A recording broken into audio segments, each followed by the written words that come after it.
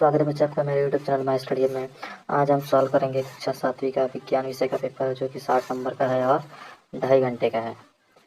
चलिए देखते हैं जो कि आपका 18 तारीख को होने वाला पेपर है, अरे 19 तारीख को होने वाला है विज्ञान का। चलिए हल करते हैं इसको। पहला है परजीवी का उदाहरण है। परजीवी का उदाहरण क्या है?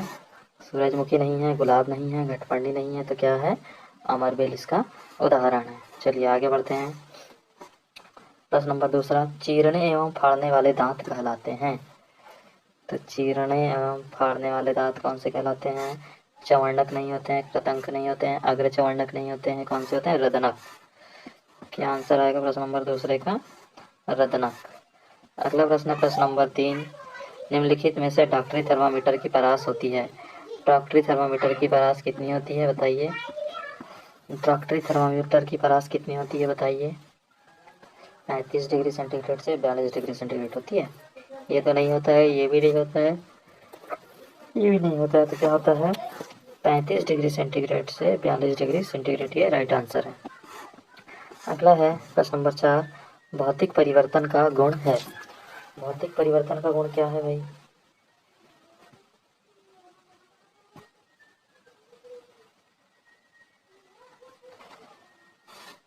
भौतिक परिवर्तन के गुण में आकार भी बदल जाता है, रंग भी बदल जाता है, अवस्था भी बदल जाती है। तो क्या आएगा? उपयुक्त सभी आएगा इसका आंसर। क्या आएगा इसका आंसर? भौतिक परिवर्तन का गुण है उपयुक्त सभी। चलिए आगे बढ़ते हैं।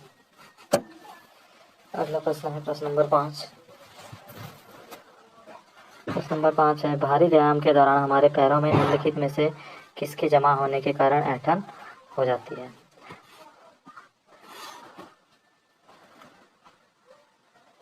तो भारी व्यायाम के दौरान हमारे पैरों में निम्नलिखित में से किसके जमा होने के कारण ऐंठन हो जाती है? किसके जमा होने के कारण हो जाती है?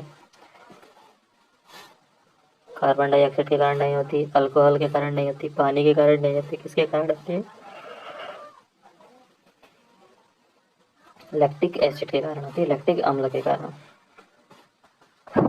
अगला प्रश्न है रिक्त स्थान प्रश्न क्रमांक 6 से 10। प्रश्न क्रमांक 6, नीचे दिए गए रिक्त स्थान की पूर्ति कीजिए, प्रत्येक प्रश्न के लिए 1 अंक निर्धारित है। प्रकाश संश्लेषण क्रिया में पादप वायुमंडल से क्या लेते हैं?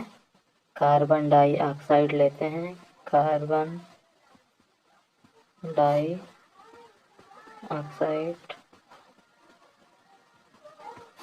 लेते हैं तथा ऑक्सीजन का उत्पादन करते हैं। कार्बन डाइऑक्साइड आएगा। अगला है प्रश्न नंबर 7, सूर्य से पृथ्वी तक उष्मा से आने वाले प्रक्रम को खालिस्तान कहते हैं। क्या कहते हैं? विकिरण कहते हैं।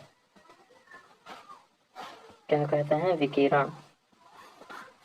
सूर्य से पृथ्वी तक उष्मा के आने वाले प्रक्रम को विकिरण कहते हैं। अगला है प्रश्न नंबर 8, हवा में आर्द्रता नमी अधिक होने पर लोहे पर क्या लगता है? जंग जल्दी लगती है। जंग जल्दी लगती है। अगला है रक्त परिसंचरण तंत्र की खोज किसने की थी? तो रक्त परिसंचरण तंत्र की खोज विलियम हार्वे ने की थी। किसने की थी?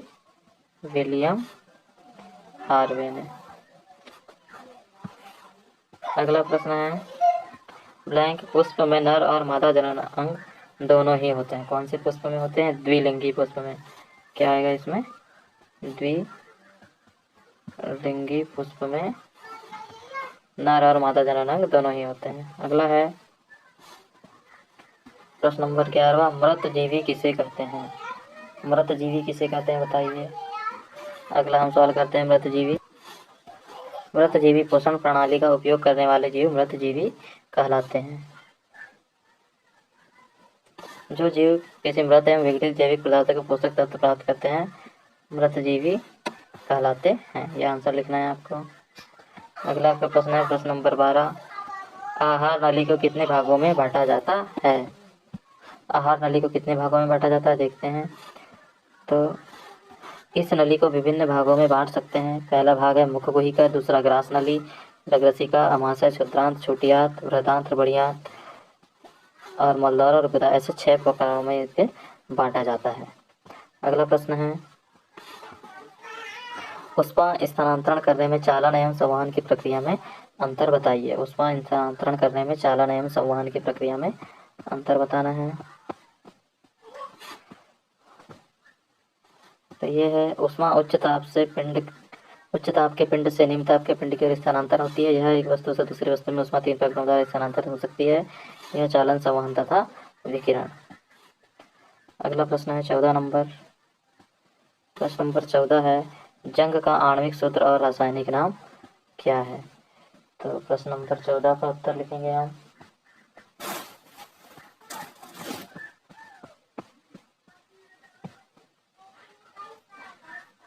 जी आपको ढूंढना होगा प्रश्न नंबर 14, जंग का आणविक नाम और वो। अगला प्रश्न है, कोशिकीय श्वसन किसे कहते हैं? चलिए देखते हैं कोशिकीय श्वसन किसे कहते हैं।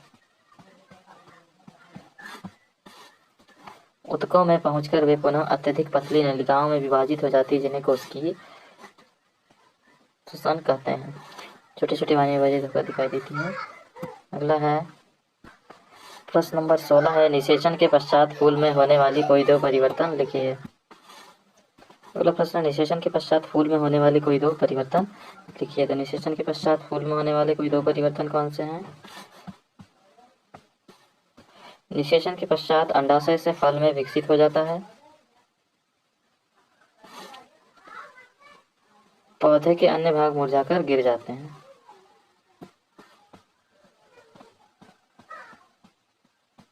प्रश्न नंबर 17 है, कीटभक्षी पादप किसे कहते हैं? उदाहरण सहित लिखिए। अब कीटभक्षी पादप किसे कहते हैं देखते हैं।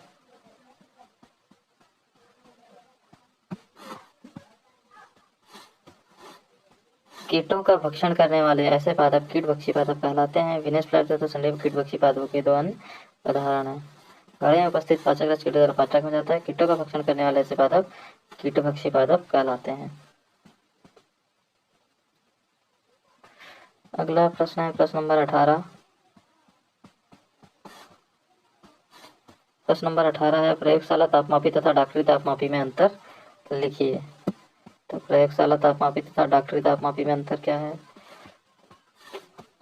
डॉक्टरी थर्मामीटर का उपयोग शरीर का ताप मापने के लिए किया जाता है। इस थर्मामीटर का परिसर 35 डिग्री सेंटीग्रेड से 42 डिग्री अन्य प्रयोजन के लिए हम प्रयोगशाला तापमापी का उपयोग करते हैं। तापमापी का परिसर प्रायः -10 डिग्री सेंटीग्रेड से 110 डिग्री सेंटीग्रेड होता है। अगला प्रश्न है, आपको 3 द्रव दिए गए हैं, जिनमें से एक हाइड्रोक्लोरिक अम्ल है, दूसरा सोडियम, तीसरा शक्कर का लेना। आप हल्दी के सूचक के रूप में उपयोग करके उनकी पहचान कैसे करेंगे? यह है इसका आंसर।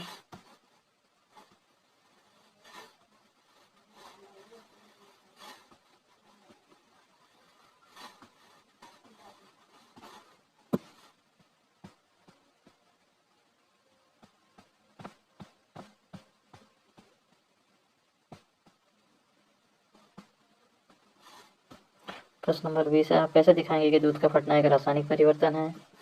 क्या होगा यदि रक्त में पट्टी गुणने हुई? सभी प्रश्नों के उत्तर हम लाइन से देखते हैं।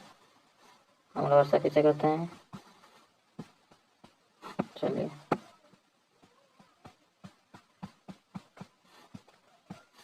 प्रश्न नंबर 20 है, दूध का फटना एक रासायनिक परिवर्तन है। दूध से एक बार दही बनने के बाद उसे वापस दूध में नहीं बदला जा सकता। दूध में मौजूद लैक्टोज जीवाणुओं की वजह से लैक्टिक एसिड में बदल जाता है। 21वां प्रश्न है, क्या होगा यदि रक्त में पट्टिकाणु नहीं होंगे? पट्टिकाणु चोट लगने पर थक्का जमाने में सहायक है। यदि पट्टिकाणु नहीं होंगे तो चोट लगने पर थक्का नहीं जमेगा। थक्का न जमने से शरीर के अधिक रक्त बह जाएगा, जिससे व्यक्ति की मृत्यु भी हो सकती है। अगला प्रश्न है, शरीर के सभी अंगों के रक्त की आवश्यकता क्यों होती है? रक्त ऑक्सीजन, भोजन, हवा से बना ऐसे पदार्थ शरीर के विभिन्न भागों में ले जाता है। Carbon dioxide